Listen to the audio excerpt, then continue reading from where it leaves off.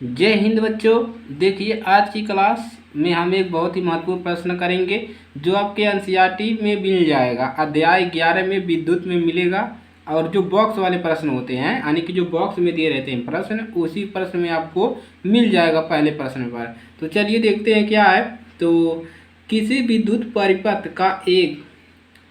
का अवस्था आरेख खींचिए जिसमें क्या कर रहा है, दो वोल्ट के 3 सेलों की बैटरी, एक 5 ओम प्रतिरोध का और एक 8 ओम प्रतिरोध का और एक 12 ओम प्रतिरोध तथा एक प्लग कुंजी, और उसमें एक प्लग कुंजी भी लगाइए और सभी श्रेणी क्रम में संयोजित हो, यानी कि जो ये 5 ओम 8 ओम 12 ओम है वो श्रेणी क्रम में संयोजित हो। तो चलिए इसका हल देखते हैं। इसको आपको एक विद्युत परिपथ बनाना है इसी प्रश्न पर। तो चलिए हम बनाते हैं विद्युत परिपथ।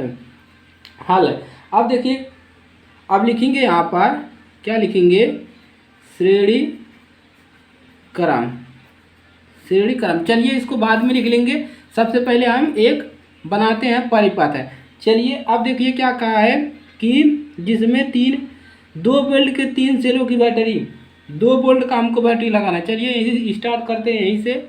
चलिए इसको थोड़ा सा, चलिए अब स्टार्ट करते हैं। अब देखिए, अब यहाँ से देखिए प्लस वाला होता है 2 वोल्ट के 3 सेलों की बैटरी, एक सेल 2 सेल, देखिए ये सेल है, ये सेल का सिंबल है 3 सेल, और यहाँ पर माइनस, ये क्या होता है प्लस होता है और इधर रहेगा ये वाला माइनस होता है। क्या वोल्ट का है, 2 वोल्ट के 3 बैटरी हमने लगा दिया। अब चलिए आगे कह रहा है कि एक कुंजी भी लगाइए। देखिए एक प्लग कुंजी, और यहाँ पर एक हमने क्या लगा दे रहे हैं, के लगा दे रहे हैं यानी कि कुंजी।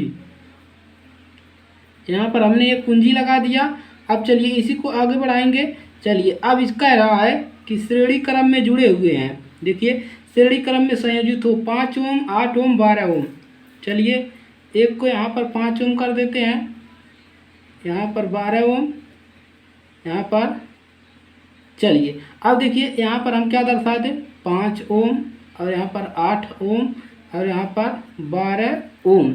ये हो गया, और इसमें धारा भी बहेगा तो धारा को भी दिखा देंगे। तो ये बन गया आपका क्वेश्चन का आंसर। क्वेश्चन का आंसर हो गया। देखिए हमने 5 प्रतिरोध 8 और 12 लगा दिया और 2 वोल्ट की बैटरी लगा दी और कुंजी लगा दिया, प्लस माइनस भी हो गया। अब यहाँ पर लिख दीजिए श्रेणी क्रम में संयोजित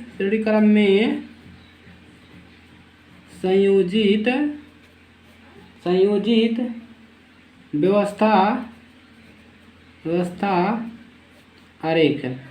आपको इतना लिखना है कि पहले ही लिख सकते हैं श्रेणी क्रम में संयोजित व्यवस्था आरेख, तो इस प्रकार से इसका राइट आंसर हो जाएगा।